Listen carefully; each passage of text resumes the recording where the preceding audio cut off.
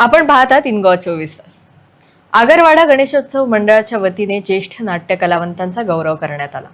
या कार्यक्रमाला देवेंद्र प्रभुदेसाई, माजी सरपंच प्रशांत नाईक आणि पत्रकार किशोर नाईक गावकर यांची उपस्थिती होती.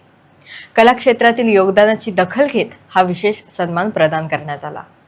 फक्त गणेशोत्सव काळात सार्वजनिक गणेशोत्सव मंडळ हे नाव ऐकायला मिळतं. गणेशोत्सव संपला की हे नावही गायब होतं.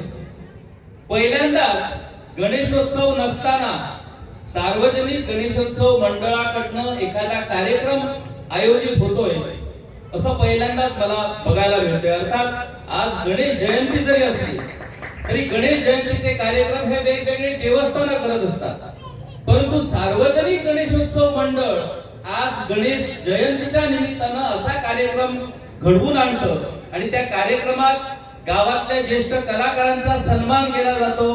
कलाकारांच्या कला योगदानाची दखल घेण्यात येते. हे खूप स्तुत्य अशा पद्धतीचं काम आहे आणि त्यामुळे सार्वजनिक गणेशोत्सव मंडळ आगरवाडा हे कौतुकास पात्र आहे. खरं म्हणजे सार्वजनिक गणेशोत्सव मंडळ जे आहे आज गोव्यात नाक्यावरती अशा पद्धतीची मंडळ ही स्थापन झालेली आहे. त्या मंडळाचं काम फक्त गणेशोत्सव काळात तो उत्सव साजरा करायचा आणि मग वर्षभर काहीच करायचं नाही असं होता कामा नये. या मंडळांचं काम आणि कार्य हे वर्षभर चालू राहायला पाहिजे. वेगवेगळ्या पद्धतीनं त्या वेगवेगळ्या क्षेत्रात त्या मंडळानं काम करून दाखवली पाहिजे, तरच तो गाव सक्रिय राहू शकतो. पेडणे ही कलाकारांची खाण, त्याच्याबद्दल आणि वेगळं सांगायची गरजच नाही. खरं म्हणजे पूर्ण गोवा हीच कलाकारांची खाण. प्रत्येक घराघरात या ठिकाणी आपल्याला कलाकार मिळणार, परंतु कलेच्या बाबतीत पेडणेचं एक वेगळेपण आहे. जशी हौशी रंगभूमी ही पेडणे एका उच्च स्तरावरती पोहोचली, तशाच पद्धतीनं स्पर्धात्मक कलेतही पेडणेनं आपलं नाव लौकिक कमवलेलं आहे.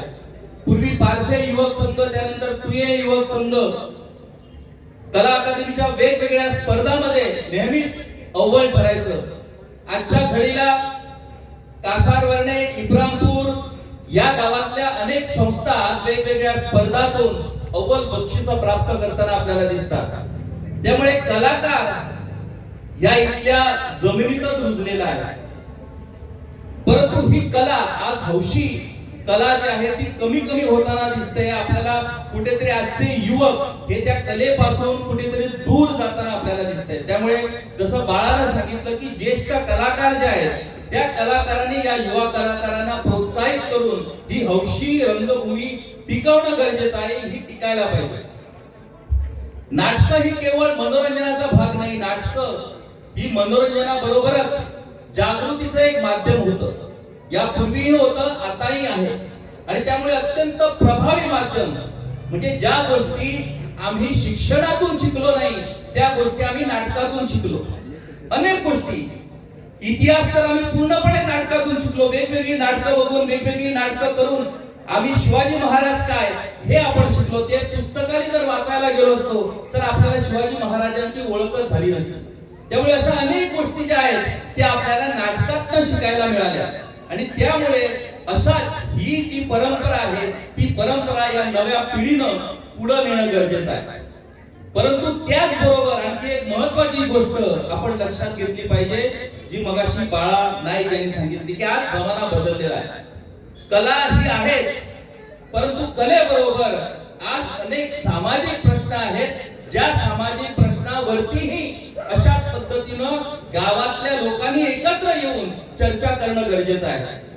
आज आपला गोवा संकटात आहे. प्रत्येक गाव आज धोक्यात आलेला आहे. प्रत्येक गावाचं अस्तित्व आज धोक्यात आलेलं आहे. अर्थात विकास ही जरी निरंतर प्रक्रिया असली तरी तो कशा पद्धतीचा विकास असायला हवा. विकास म्हणजे आम्ही संपवायचं आणि कुणीतरी भरताना इथे येऊन राज्य करायचं, याला विकास म्हणत नाही. त्यामुळे या अशा विषयावरती गावावरती जे विषय संकट म्हणून उभे राहिलेले आहेत त्या विषयावरती गावातल्या सगळ्या लोकांनी एकत्र येण्याची गरज आहे. आगरवाडा हो गाव एक नवे प्रामाणिक जे आपली शेती व्यवसाय आणि खास करून एक ओळखले जातात की एक बऱ्यापैकी एक नाट्य कलाकार, एक संगीत कलाकार. आता नुकतेच आम्ही त्यांचे दर्शन घेतल्या जे आम्ही सन्मान मूर्ती हांगा हा उपस्थित हांगा आणि जे आमच्या बरोबर हांगा नाय बी हांगासर उपस्थित. त्यांच्यानी जे आपल्या कारकिर्दीक बऱ्यापैकी नाटक जे लोकांक समोर जे नाट्य रसिकां समोर जे सादर केले आयज इतल्या वर्साची त्यांची जी हांगासर एक परिश्रम घेवन सगळ्या नागरिकांक त्यांच्यानी एक बऱ्यापैकी तांकां एक उमेदीन प्रत्येक नाटकान तेंचे आपले जे कला दाखोवन सगळ्या रसिकांक तेंच्यांनी खुश दवरले. म्हाका दिसता तेंच्यांनी एक ज्येश्ठ आसाच पण ह्या नाट्य क्षेत्राच्या पलीकडे आमच्या ह्या ज्येष्ठ नाट्य कलाकारांनी आमच्या सारकेले जे युवा तरुण आसात जे ह्या गांवांनी आसात तांकां सगळ्यांक एकत्रीत घेवन की तेंचे जे विचार आसात ते मागीर संगीत असो नाट्य असो किंवा एक आमचे एक सामाजीक दृश्टिकोनान आता खूबश्यो गोष्टी जे गांवांच्या विरुद्ध घडटात जे तालुक्याच्या विरुद्ध घडटात गांवांक कितें जाय हे तुमच्या पर्यंत तुमकां खूब अनुभव आसा. नाट्य क्षेत्रात कला क्षेत्रा बरोबर ही तुमकां जी जनरल जे नॉलेज ते तुमकां आसा ती एक भुरग्यां पर्यंत दिवची की आमच्या एक भुरगे आमकां एक तुमी ज्ञान दिवचें. म्हाका जायत्या पत्रकार परिशदेन किंवा त्यांच्या आमच्या किशोर नायक सर यांच्या एक वृत्तांत त्यांच्या एक न्यूज आसा जे गांवकरी म्हणून एक न्यूज आसा त्याच्या मार्फत खुबश्यो गोष्टी पेडण्याक लागून ते विशय हायलायट करतात आणि खरोखरच अत्यंत गरजेचे आसा ते काडूंकूय जाय तेंच्यांनी ते विशय. हे गोष्ट तडीक लावपाक लागून तुम्ही जे ज्येष्ठ आमचे नागरीक आसात त्यांची आमकांय गरज आसा की तेंच्यांनी एक पुढाकार घेवचो. आमचे जे युवा आसा तांकां एक कितें तरी एक मार्गदर्शन करचें अशें मागीर ते राजकारण भितर मिक्सअप करप ना.